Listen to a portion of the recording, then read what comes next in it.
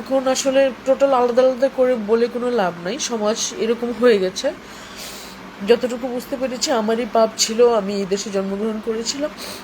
আর আমারই মানে ব্যর্থতা ছিল যে আমি অনেক সুযোগ থাকার সত্ত্বেও আমি এই দেশকে ছেড়ে যেতে যাইনি।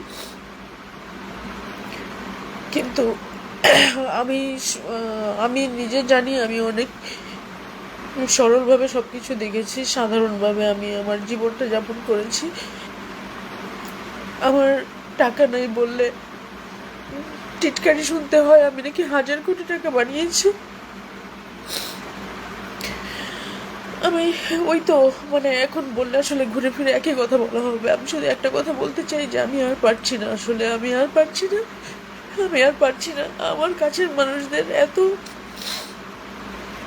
24-এর পরে আমি আমার কাছের মানুষদের যে বিপরীত চেহারা দেখেছি, এবং আমাদের পক্ষের মানুষদের যে নোংরামো দেখেছি, এবং রাষ্ট্রের মানে একজন শিল্পী হয়েও রাষ্ট্রের যে নির্যাতন দেখেছি, একজন মানুষ হিসেবে আমি এগুলো দিতে পারছি না। আমি জীবনে কোনোদিন ভাবিনি যে আমাকে এরকম কান্নাকাটি করে মানে আমি লাইভে আসবো, যে আপনারা বলবেন এটাকে আমি অস্ত্র হিসেবে ব্যবহার করছি। এরপরে আমি জানি আরও অনেকদিন আমাকে এটার জের টানতে হবে। আমার দুর্বলতা প্রকাশ পাচ্ছে। আমার বাড়িতে মব পাঠানো হয়েছে আওয়ামী লীগের দোহাই দিয়ে, আমাকে বেকার বানানো হয়েছে পুরোদমে আওয়ামী লীগের মানে স্বৈরাচারের দোষর, আমাকে হত্যা মামলার আসামি বানানো হয়েছে।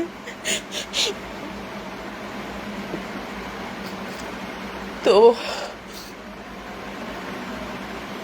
আর সেই আওয়ামী লীগের কারো কাছ থেকেই শুনতে হচ্ছে যে আমি মানে যে 2-3টা শব্দ আমাকে প্রতি মুহূর্তে আমার করছে।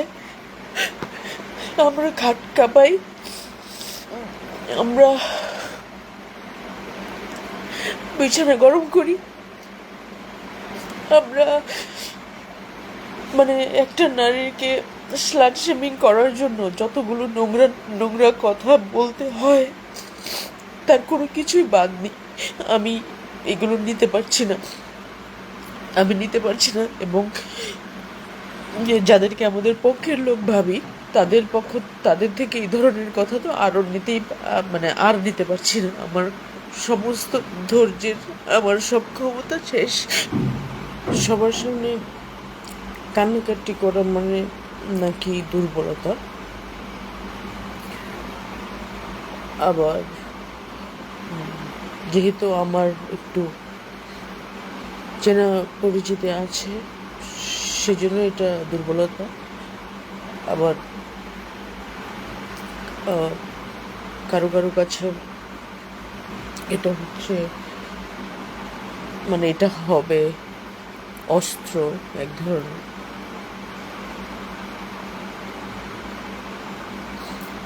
কিন্তু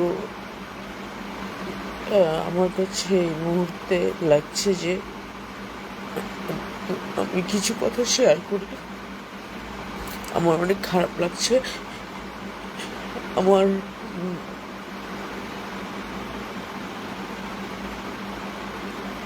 মা বাবা আমাকে নিয়ে অনেক টেনশন করেন, যার জন্য আমি তাদের কাছে সব কিছু বলতে পারি না, মানে আমার কষ্টের কথা, কারণ ওনারা অনেক বেশি কষ্ট পান।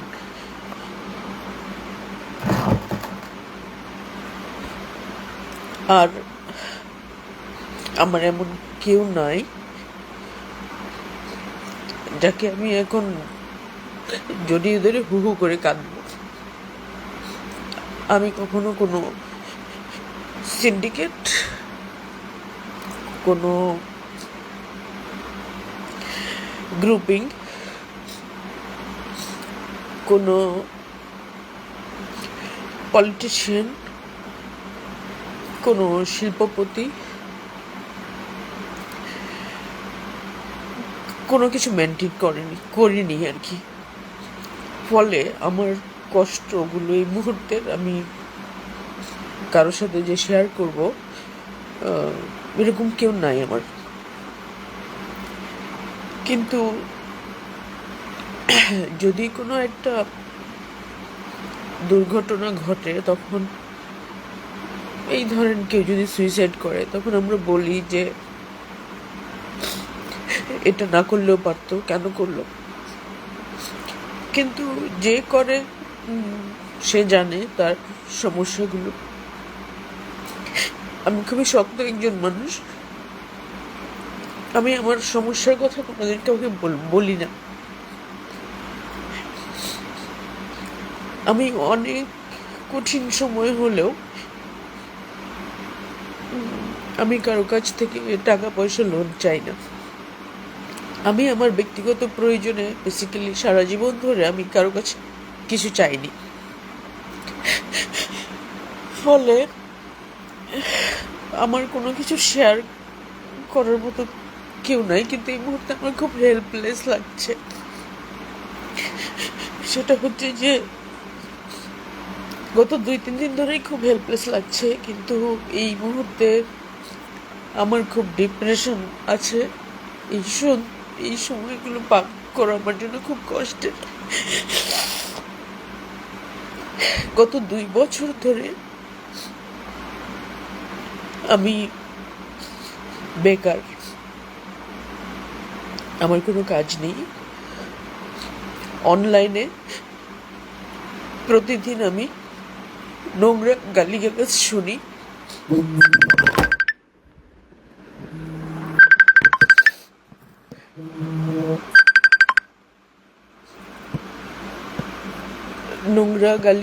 শুনি।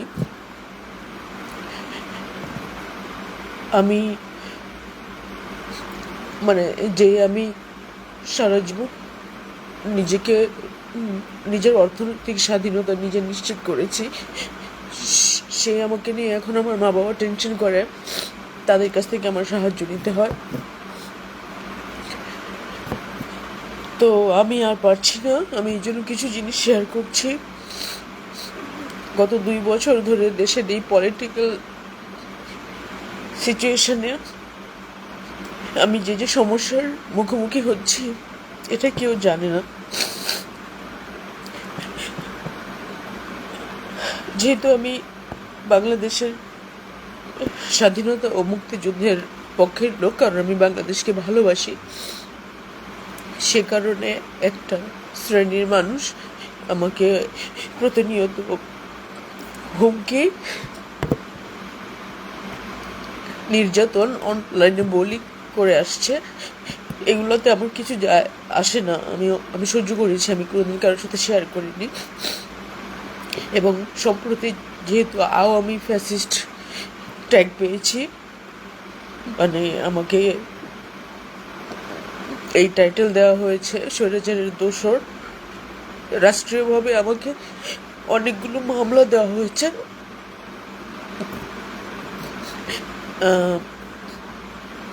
আমি প্রায় 1.5 বছর ঘরবন্দি ছিলাম, কোথাও বের হতে পারিনি নিরাপত্তাজনিত কারণে। আর হচ্ছে যে সরকার সম্প্রতি আরেকটা কাজ করেছে, যেটা আমি এই মুহূর্তে লাইভে বলতে চাইনি।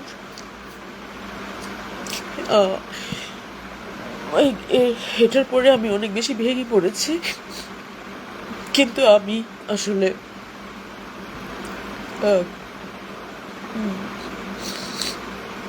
কখনোই পালিয়ে দেশ ছেড়ে যেতে চাই না, যাব না আসলে। তো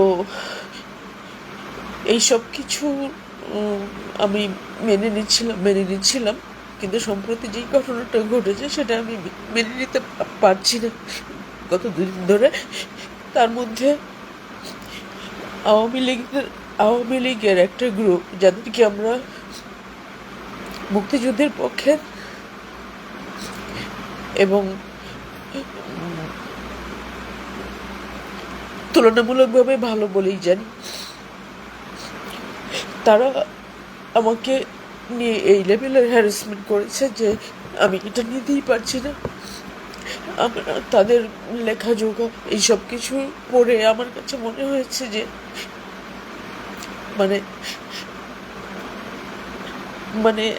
একটা প্রস্টিটিউট ছাড়া আর কোনো কিছু না। আমার সারা জীবনের শিক্ষা, আমার স্বপ্ন, আমার অবস্থান, সব কিছু আমার কাছে মিথ্যা মনে হচ্ছে। এবং যাদের বুঝার কথা ছিল যে না এরকম হওয়া উচিত না আমার সাথে, তারা সবাই নীরব এবং আমাকে কোনো রকমের কোনো হেল্প করেনি। উল্টো আমাকে বলা হচ্ছে যে আমি যখন আমি আওয়ামী লীগ আমলে 1,000 কোটি টাকা ইনকাম করেছি, অথচ আমি জানি এখন আমার কাছে আমার ট্রিটমেন্ট করার টাকা নেই। গত 2 বছর ধরে আমি কোনো কাজ করি না, আমি ক্যামেরার সামনে দাঁড়াতে পারি না, কারণ মিডিয়া থেকে আমাকে পুরোপুরি ব্লক করা হয়েছে। আমাকে বলা হচ্ছে যে আলো আসবে এই গ্রুপে আমি কেন ছিলাম। সাধারণ যোগাযোগের একটা গ্রুপকে একটা একটা ভয়াবহ কিছুতে একটা ভয়াবহ কিছু ইমেজ দাঁড় করানো হয়েছে, যার জন্য টোটাল সামাজিকভাবে আমাদেরকে বয়কট করা হয়েছে। আমার শিল্পকলা একাডেমিতে আমাকে মব করা হয়েছে আলো আসবে এই গ্রুপের দোহাই দিয়ে। আমার বাড়িতে মব পাঠানো হয়েছে আওয়ামী লীগের দোহাই দিয়ে। আমাকে বেকার বানানো হয়েছে পুরোদমে আওয়ামী লীগের স্বৈরাচারের দোষর। আমাকে হত্যা মামলার আসামি বানানো হয়েছে।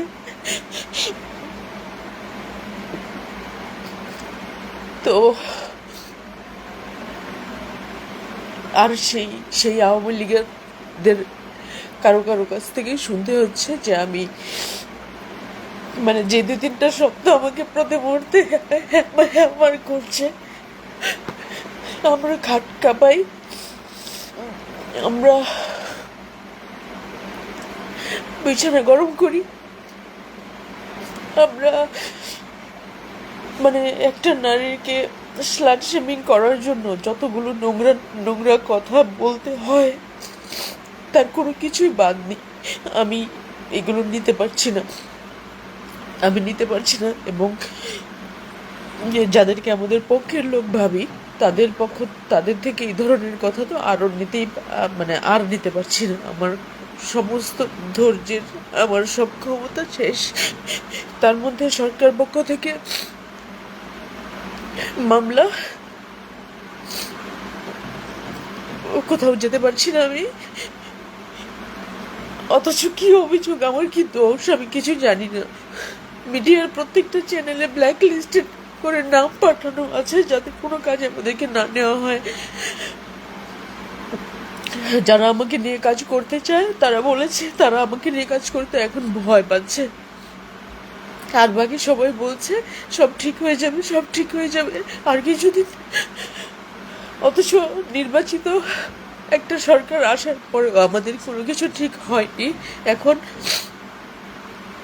নতুনভাবে মামলা দেওয়া হচ্ছে এবং আরো ভয়ঙ্করভাবে ট্রাইব্যুনাল। আমি জানি না আমার কি দোষ, কোনো কিছু যাচাই বাছাই না করে কেন এরকম হ্যারাসমেন্ট করা হচ্ছে শিল্পীদেরকে, আমি কোনো কিছু জানি না। একজন আর্টিস্ট কতটা অপরাধ করতে পারে সেটা বোধহয় একটু যাচাই বাছাই করা উচিত ছিল। তো আমি এই মুহূর্তে কোনো সমাধান পাচ্ছি না, কোনো কিছুরই সমাধান পাচ্ছি না। আমি জানি যে এই ভিডিওটা নিয়ে আমাকে ট্রল করা হবে, যে আমি মানুষের সামনে কান্নাকাটি করেছি, আমার বোন আমাকে বকা দিবে, মা বাবা যদি চোখে পড়ে কি করবে আমি জানি না, কিন্তু আমি হেল্পলেস। আমি একদমই হেল্পলেস, কারণ আমি অনেকেই অ্যাডজাস্ট করে নিয়েছেন, কিন্তু আমি কম্প্রোমাইজ করতে পারি না। আমার কোনো যোগ্যহীন লোক, কোনো নেগেটিভ লোক, তাদেরকে আমি রিকোয়েস্ট করতে পারবো না কোনো কিছুর জন্য। আমি শুধু জানি আমি বেকার, আমি কিছু, আমার আর সময় কাটছে না। তারপরেও আমি ধৈর্য ধরে আছি যে একদিন ঠিকঠাক হবে দেশটা। কোনো কিছুই ঠিকঠাক হচ্ছে না। উল্টো আমার উল্টো আমাকে নানানভাবে টর্চার করা হচ্ছে। আমি জানি যে এগুলো আসলে হয়তো একটু পরে আমার কষ্ট লাগাটা কমবে, কারণ 24 ঘন্টা তো আর কষ্ট বা হয় না, মাঝে মাঝে সেটা তীব্র হয়ে ওঠে। তখন মনে হবে যে ধর আমি কেন এরকম বলেছিলাম। কিন্তু আমার ভেতরে ভেতরে প্রতি মুহূর্তে এটাই ঘটে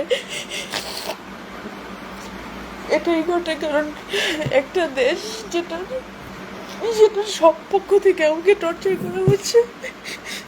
কারো কাছে মানে হয়তো কোনো গালি, কোনো খারাপ ব্যবহার স্বাভাবিক মনে হতে পারে, আমার কাছে স্বাভাবিক না। আমি অনেক সেন্সিটিভ মানুষ, আমি আমি আর পাচ্ছি না। তো আমি জানি না এটার জন্য কি দায়ী। আমাকে অনেকে বলবে রাজনীতির সাথে কেন ত্যাগ হলো। এখন আমি শিল্পী মানুষ হয়েছি বলে যে আমাকে একদম অন্ধ বধির হয়ে থাকতে হবে, আমি সেটা পারি না। কারণ আমি সারা জীবন ধরে অন্যায়ের প্রতিবাদ করে আসছি। আমি আমার আমি আমার ফ্যামিলি থেকে শুরু করে আমার আত্মীয় স্বজন, আমার আশেপাশে যারা, সবার বিরুদ্ধে গিয়ে কোনো অন্যায়ের সাথে আমি থাকিনি। এখন আমি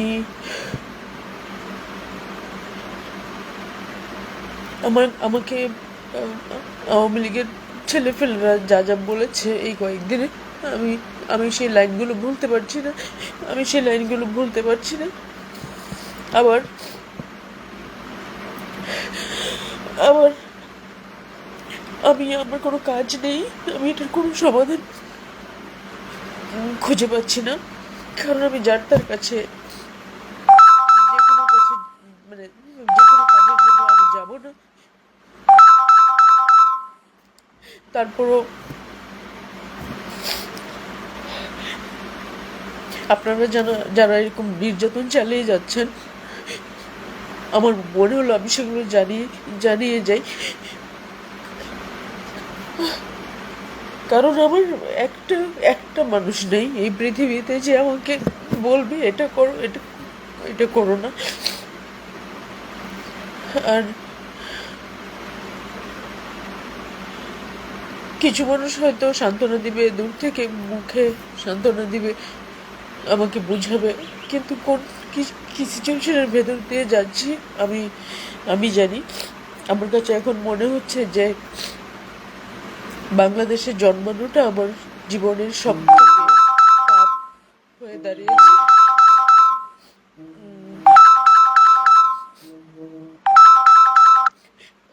খুব মানে একটা চাকরি হয়েছিল শিল্পকলা একাডেমিতে আমার, তারপর থেকে আমার জীবনটা নরক হয়ে গেছে। প্রশ্ন তুলেছে আমার যোগ্যতা নিয়ে। আমার এখন মনে হচ্ছে যে আমার মানে আমি বরাবরই আমি ভালো স্টুডেন্ট ছিলাম, আমার স্কুল কলেজের সহপাঠীরা জানে সেটা। আমি মাস্টার্স করেছি ইংরেজিতে, সেই সার্টিফিকেটটা ভুয়া মনে হচ্ছে, সেটার কোনো মানে ভ্যালু নেই।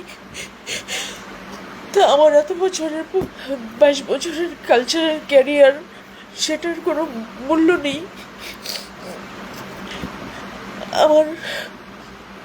আমি সারা জীবন পড়াশোনার মধ্যে থেকেছি, সেটার কোনো ভ্যালু নেই, সব কিছু ভ্যালুলেস। কেন আমাকে শিল্পকলার এই চাকরিটা দেওয়া হলো? তার জন্য আপনাদের সুশীল শ্রেণী বুদ্ধিজীবী যারা আর আর পলিটিক্যাল মানে রাজনীতি যারা করে তারা তো আছেই, তাদের যে ক্ষোভ আমার উপরে, সেটা মানে সেটার যে প্রকাশ, তারা যে নোংরাভাবে করছে, আমি এগুলো নিতে পারছি না। আমার ব্যাংক ব্যালেন্স নেই কোনো, বা অনেক টাকা জমানো নেই যেটার জন্য আমার বিরুদ্ধে মামলা দিবে। আমি আমার পলিটিক্যাল ভ্যালু, আমি আমার বিশ্বাস একজন নাগরিক হিসেবে এই দেশের যে কোনো দলের পক্ষে দিতে পারি, যে কোনো কারোর জন্য কাজ করতে পারি, কিন্তু কেন আমাকে এরকম হ্যারাসমেন্টের শিকার হতে হবে? কেন আমাকে এত নিগৃহীত হতে হবে? আমি এটার মানে আমি এটা ভেবে পাচ্ছি না। আবার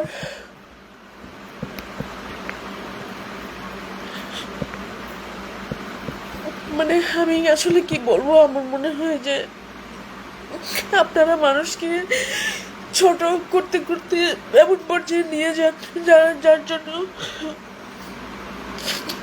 কখনো কখনো কারোর জীবনে অ্যাক্সিডেন্ট হয়, দুর্যোগ নেমে আসে। আমি আমি এখন বুঝতে পেরেছি যে বাংলাদেশের প্রেক্ষাপটে আমি আসলে যে কোনো যে কোনো ক্ষেত্রে অ্যাডজাস্ট করার জন্য একদমই অযোগ্য। কারণ আমি যে কথা বলি একটা শ্রেণী সেটা বোঝে না, সেটার ভুল ব্যাখ্যা করে আমাকে বিভিন্ন জায়গায় ছোট করে। আমি আমার কাজ থেকে অনেক দূর, কারণ আমি যারা বিভিন্ন সিন্ডিকেট মেনটেন করে আমি তাদের সাথে ম্যাচ করতে পারি না। আমাকে দূর থেকে ভাবা হয় যে আমার কোনো ব্যাকআপ আছে, আমার এই আছে সে আছে, কিন্তু আমি শুধুমাত্র আমি অনেক স্ট্রংলি চলি বলে আমাকে এইভাবে বলা হয়, কিন্তু আমি জানি আমি কতটা একা। তো সব দিক থেকে আমার এই মুহূর্তে খুব হেল্পলেস লাগছে। আমি সরকার পক্ষের লোকদেরকে বলবো যে আপনারা যদি কি বলবো একদমই ভোগান্তির চরম পর্যায়ে নিয়ে যান, সেটা ক্লোজ করেন। এই যন্ত্রণা আর টানতে পারছি না।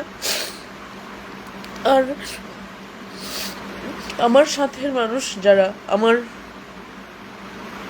আশেপাশের মানুষ যারা আমাকে জেলাস করেছেন এবং শুধুমাত্র হিংসা করে আপনারা আমার বিরুদ্ধে নানান রকমের কুৎসা রটাচ্ছেন, এবং যেহেতু আমি অন্যায় দেখলে চুপ থাকতে পারি না, যেহেতু নানান রকমের অন্যায়ের প্রতিবাদ আমি করেছি, সেই জন্য আপনাদের কাছে আমি খুবই আপনাদের চক্ষুশূল। তো আপনারা যেরকম নোংরামি করেছেন, আপনাদের জন্য আমার ঘৃণা জানিয়ে কি হবে আমি জানি না আসলে, কিন্তু আমি আমার নিজের উপর একদম আমি ভাষায় প্রকাশ করতে পারছি না। আর রাষ্ট্রের ক্ষমতায় যারা থাকে তাদেরকে নিয়ে কিছু বলার নাই, কারণ তারা অন্য পক্ষকে দমন পীড়ন করবেই।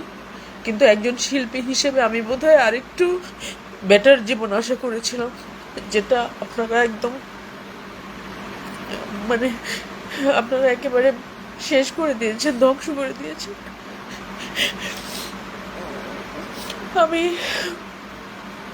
আমি এত চাপ থেকে এখন মুক্তি চাই, আমার ভালো লাগছে না।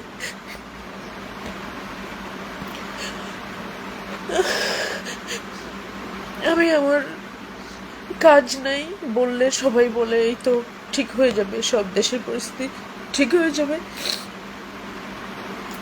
আমার টাকা নাই বললে টিটকারি শুনতে হয় আমি নাকি 1000 কোটি টাকা বানিয়েছি। আমি ওই তো এখন বললে আসলে ঘুরে ফিরে একই কথা বলা হবে। আমি শুধু একটা কথা বলতে চাই যে আমি আর পারছি না, আসলে আমি আর পারছি না। আমার কাছের মানুষদের এত 24-এর পরে আমি আমার কাছের মানুষদের যে বিপরীত চেহারা দেখেছি, এবং আমাদের পক্ষের মানুষদের যে নোংরামো দেখেছি, এবং রাষ্ট্রের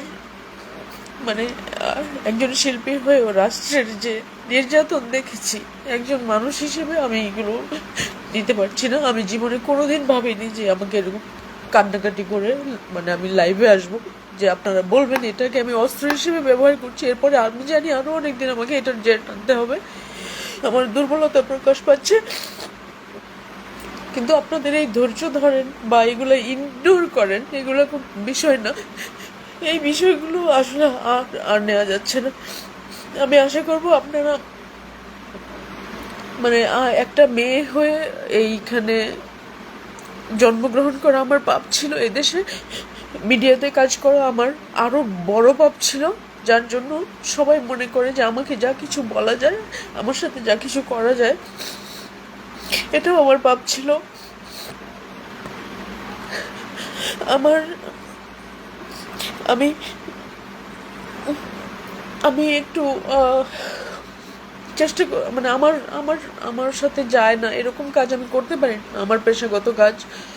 তখন একটা শ্রেণীতে গিয়ে এক ধরনের মানে সারাক্ষণ একটা টিজ করে অ্যাটিটিউড করে তারা। মানে আমার কাজের ক্ষেত্রে শিল্পী হিসেবে নিরপেক্ষভাবে দেখার নেই। আমার মেধার হয়তো এখন আমার মনে হয় আমি বোধহয় কিছুই মানে পারতাম না। যদি পারতাম তাহলে তো আমার অবস্থানটা আরো অনেক স্ট্রং হতো। না হলে কেন আমাকে প্রপার কাজে মানুষ নিল না? এটা হয়তো আমারই ব্যর্থতা। মানে কেন কেন আমাকে এত মানে মানে আমি কেন অনেক টাকার মালিক হতে পারলাম না, যার জন্য আমার জীবনে অনেক সাফারিং, এটাও আমার ব্যর্থতা। কিন্তু আমাকে চারদিক থেকে শুনতে হবে উল্টোটা, উল্টোটা যেটা আমি না সেটা। আর মানে আমি এখন আর কোথাও যাওয়ারও জায়গা নেই। সো এরকম একটা অবরুদ্ধ একটা মানে নরক থেকে আমার আর আশেপাশের মানুষগুলো সব হচ্ছে মানে আমি আমি আমার আশেপাশের মানুষের এই বদলে যাওয়া চেহারা, এত খারাপ ধারণা আমাকে নিয়ে এবং যা শোনায় সেগুলো কোনো কিছু আমি নিতে পারছি না। হয়তো আমার জানাশোনা, হয়তো আমার বোঝার আমার বোঝার মানে সীমারেখা, হয়তো আমার পড়াশোনা, হয়তো আমার সেন্সিটিভনেস সবার জন্য আসলে সমস্যা হয়ে দাঁড়িয়েছে। কারণ অভিনয় যখন আপনি একজন শিল্পী হবেন তখন আপনাকে বোবা কালা হয়ে থাকতে হবে। অন্য কোনো ক্ষেত্রে আপনার কোনো মানে কোনো বোঝাপড়া সেটা প্রকাশ করা যাবে না। আবার রাজনৈতিক জায়গায় একজন নারী শিল্পীর একজন স্লাট ছাড়া আর কোনো কিছু না, এটুকু হচ্ছে তার ভ্যালু। এখন আসলে টোটাল আলাদা আলাদা করে বলে কোনো লাভ নাই, সমাজ এরকম হয়ে গেছে। যতটুকু বুঝতে পেরেছি আমারই পাপ ছিল, আমি এই দেশে জন্মগ্রহণ করেছিলাম। আর আমারই মানে ব্যর্থতা ছিল যে আমি অনেক সুযোগ থাকার সত্ত্বেও আমি এই দেশকে ছেড়ে যেতে যাইনি। কিন্তু আমি আমি নিজে জানি আমি অনেক সরলভাবে সবকিছু দেখেছি, সাধারণভাবে আমি আমার জীবনটা যাপন করেছি। তার মধ্যে এতটা অশান্তি করা হচ্ছে এসে যে আমি আর নিতে পারছি না আর কি। তারপরও বলবো যে আপনারা চালিয়ে যান আপনাদের টর্চার নির্যাতন, কিন্তু মানুষ তো মরছেই, দেশে সমানেই তো মরছে। একটু চেনা জানা মানুষরাও মরতে একসময় সবাইকে আপনারা মেরে ফেলবেন, তারপর নিজেরা নিজেদেরকে মারবেন, তারপর একসময় এটা একটা কবর হয়ে যাবে এই দেশ। আমার আর কিছু বলার নাই। এত মানে এত এত হেল্পলেস আমি জীবনে কখনো বোধ করিনি। আর আমি খুবই সরি যে আমি আমার দুর্বলতা প্রকাশ করে ফেলেছি। কারণ কিছু একটা হলে তখন আপনারা বলবেন এবং সারা জীবন ধরে আপনাদের এইসব অপবাদ নোংরামি সহ্য করে যেতে হবে। আমি বোধহয় আর এনার্জি নেই, আমার সমস্ত এনার্জি শেষ। তো এই এই এই মুহূর্তে আমার অনেক হেল্পলেস লাগছে।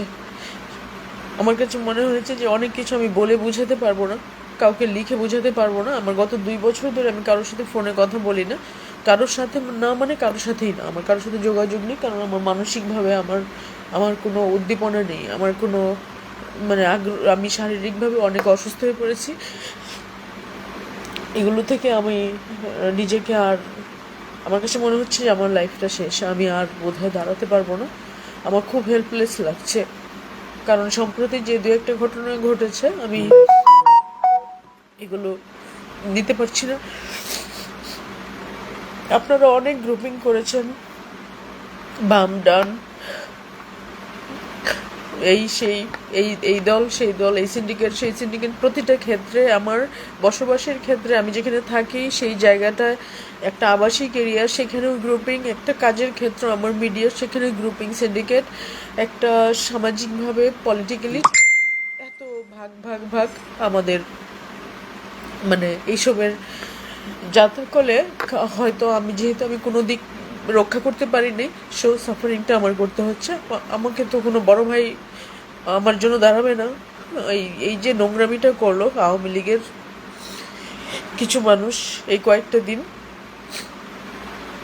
একটা মানুষ সেটার প্রতিবাদ করেনি বা বলেনি যে এইগুলো ভুল, এইগুলো এত নোংরামি তো কেন করছো, কোনো গার্জেন নেই। আর আর অনলাইনে যারা অন্যান্য বিভিন্ন পলিটিক্যাল দলের যারা আমাকে থ্রেট দেয়, মেরে ফেলার, আমাকে নোংরামি কথা বলে, সেটা নিয়ে আমি তো বলে কোনো লাভ নেই, সেটা শুনতে হবে। আর কিন্তু যারা আমাকে বলছিলেন ধৈর্য ধরেন, ধৈর্য ধরো, যে দু একজন,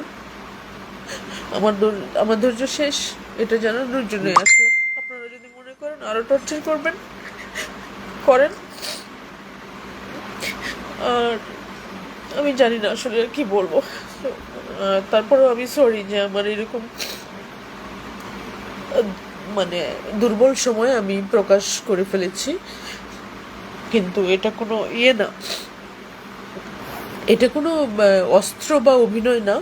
আমি জানি এটা নিয়েও আমাকে খোঁটা দেওয়া হবে, ট্রল করা হবে, নোংরাভাবে বলা হবে যে মানে কি যেন নতুন নতুন অনেক শব্দ আপনারা ব্যবহার করেন। তবে মানুষ হয়ে মানুষের সাথে এত নোংরামি, আমার মনে হয় আমি বাংলাদেশে জন্মেছি বলে দেখতে হচ্ছে। এটা আসলে আমার